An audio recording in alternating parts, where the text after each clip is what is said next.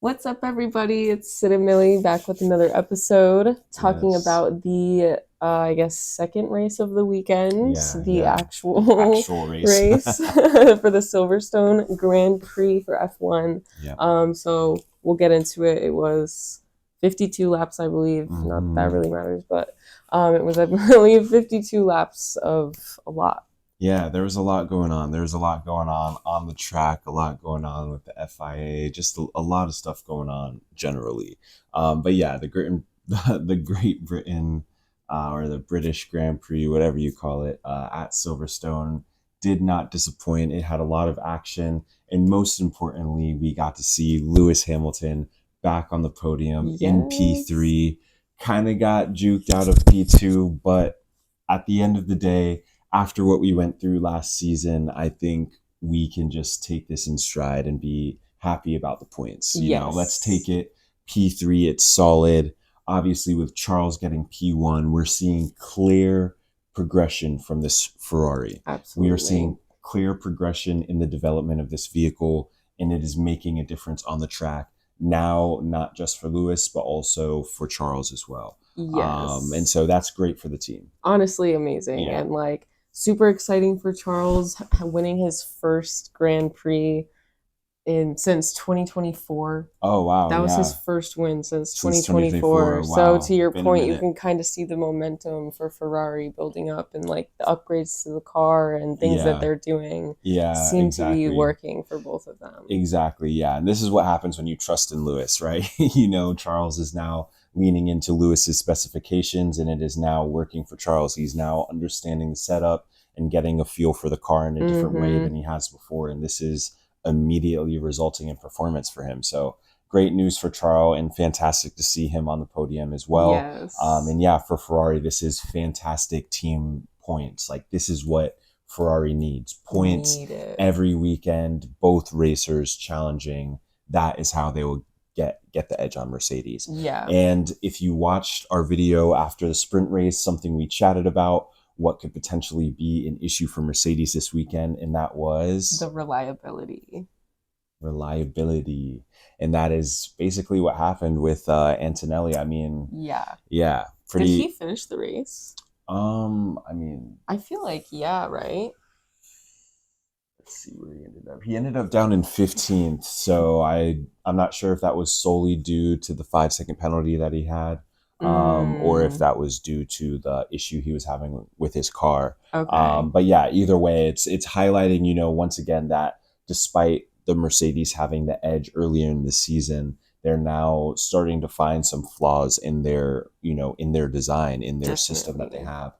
And even though George got a decent result getting P2, again, Mercedes is struggling to get both cars in the points at the same time. So Yes. this is a great opportunity for Ferrari to continue to secure solid points and continue to get both drivers on the podium while Mercedes is trying to figure this out. So I think for Ferrari, this was a huge win for them over the weekend.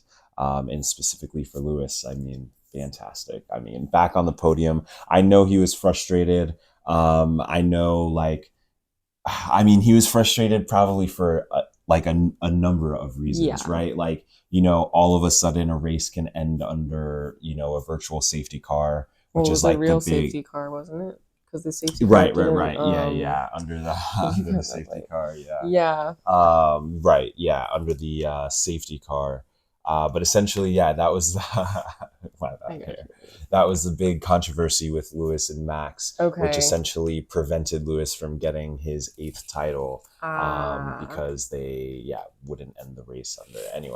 Anyway, we don't need to rehash that. But essentially, based on the ruling from today, you could say, based on the precedent the FIA has set, Lewis is the 8-time champion. But regardless, regardless of that, what was I going to say? What was the implication of that? Oh, right. Yeah. Mercedes, again, struggling to get both cars across the line. But Ferrari, again, they have done some serious development. So whatever they're doing at the factory, whatever, the work they're doing with the drivers, it's working. The Mm-hmm. feedback is being heard and it's being developed on track. And we are seeing a clear progression of the vehicle. Yeah. Charles was on par today. You know, he knew exactly what he was doing. He never looked in doubt. There was obviously the blip when, you know, he thought he might get chased down by Antonelli. Right. But as far as the race went, he was perfect, you He know? was. And you got to give him credit where credit is due. He came to race today and he got it Yeah. done. And that was fantastic of him. So, 100%. Yeah, he was definitely winning one way or another. yeah, 100%. So that was great to see from Charles and from Ferrari as a whole. Yeah. And then yeah, I mean overall the race was pretty entertaining. There was a good bit of a good bit of racing happening like from start to basically finish. Yeah. I think it was basically we got cheated out of a massively like climatic ending. I know. It was so That anticlimactic. was crazy. You know, we were expecting to see some tussle for places right down to the wire. And then the FIA just made an absolute mess of it, you know. Yeah. Obviously, the stewards work ridiculously hard to clear the track and stuff. So when the issue isn't the track being cleared, the issue is a sensor or whatever the excuse they made for the safety car staying out the additional lap. It just doesn't make sense. Not at Like, all. I think this something has to be done about like the sloppiness in the season. You know, these races are happening so you could almost say infrequently, you know what I mean? Mm-hmm. And so for races to be happening, you know, once every other week or once a month, or, you know, sometimes we have the double headers back to back. But, you know, lock in for the weekend. You know, Yes, for real. I just feel like your only job is to get this right for the one race weekend. And then you get the whole next week off. I Literally. mean, I don't Just the know. one. Just the Um, one. yeah, I just feel like there, you know, we can't really afford, you know, in a motorsport where everything matters, every inch, every point, every, you know, call, all of these things matter. And so yeah, when they get things, you know, wrong like that and end the Yeah. race under safety car, it's massively Super disappointing. disappointing. But I Yeah. think up until that point, you know, there was a mailman on a Sunday. I was kind of mean. Yeah, I didn't right. want to say Anyway, anything, but yeah. I so was yeah, weird. so anyway, yeah, I think overall the race was wildly oh, what were you gonna say? Oh, well, no, I mean, I was just saying I was going to ask you, Hmm. did you already talk about the 5 second penalty that Lewis got? I was a bit distracted when I was doing the light. Oh, got you. No, I mean, I didn't really chat about it. I mean, I don't know. The commentator said it was cut and dry. His tire didn't even complete an entire rotation. The car like flinched forward and didn't move. Um, if that's an advantage and worth a 5 second penalty, then I mean, Yeah, I just don't even know what to say. So again, like the fact that Lewis was able to race against, you know, that sort of adversity, of course they call everything with him of down to the tooth and course. nail. So racing against that sort of adversity and still pulling out a P3, it's just fantastic. It It is. shows what he was able to do on track to pull ahead and get the gap where he needed it to be, Mm-hmm. to make sure that he didn't get passed. And again, obviously, Antonelli's reliability issues obviously played a major part in that part of the race as well.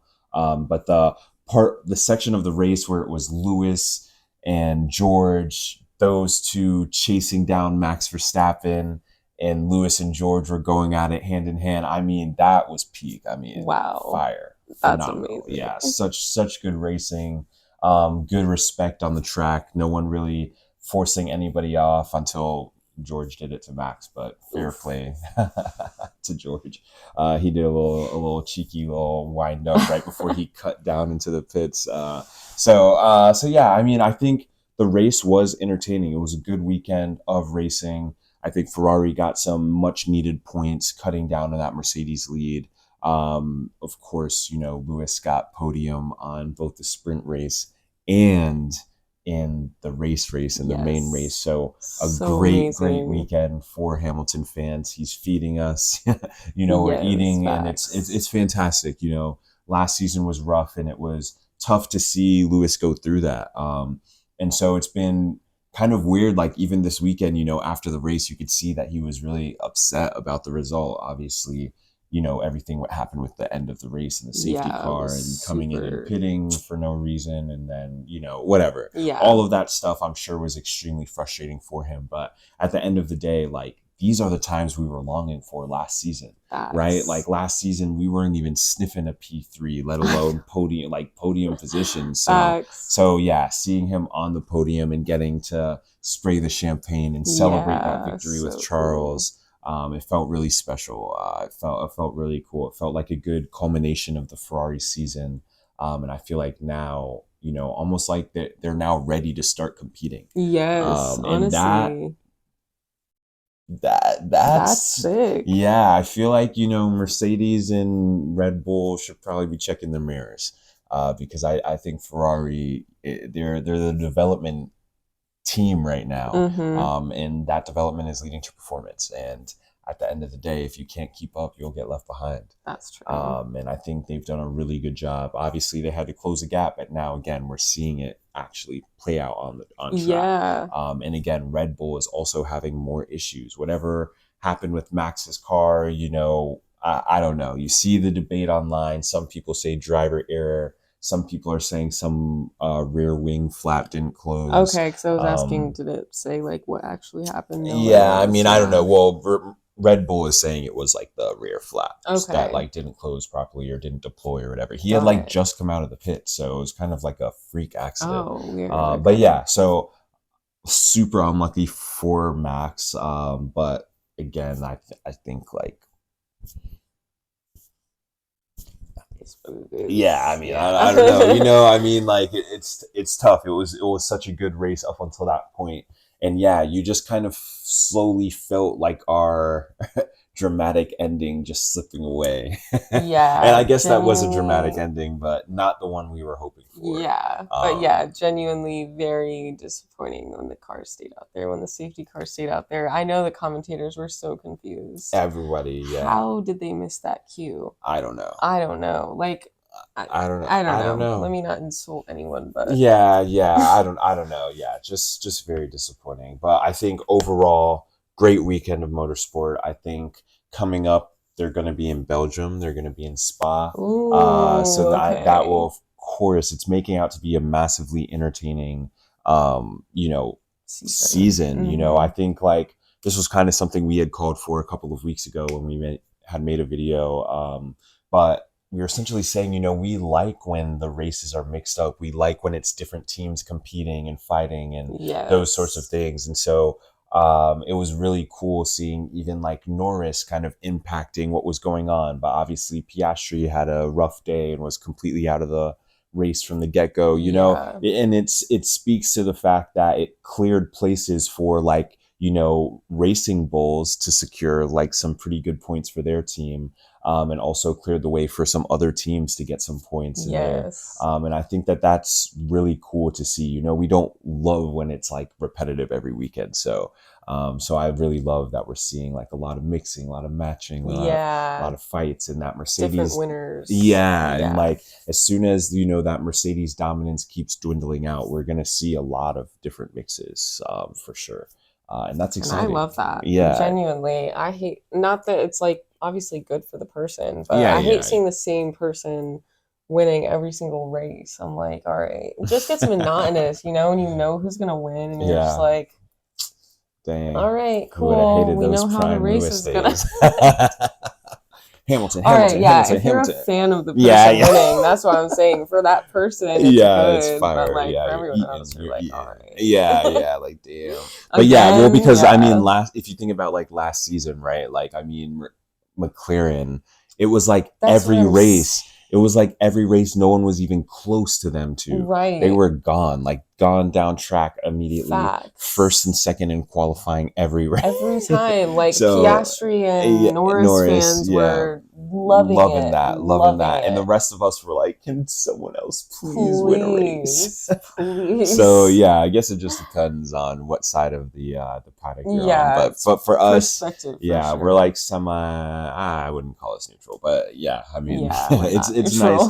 It's nice when there's a mix, and at the top of that mix lies Lewis Hamilton. Well, of course. But yeah, it's cool to see like other people get a win. Like, yeah, facts. Because like Hadjar had like a good points for him this weekend. okay, Cleared up some nice. space. I have the order pulled up here. Want to bring your phone over? Cause you Yeah. That way I'm not leaning too far. Yeah. So yeah, I mentioned that Russell got, you know, the P2, which was pretty good for him. Kind home of race, like, right? yeah, home so race. Good for him. So this was actually his first time getting on the podium at his home race. So pretty big deal for Russell. That's awesome. And obviously like with his rough form that he's been in, I feel like this is another like good confidence builder for Russell. So and it's Charles were both like, I know,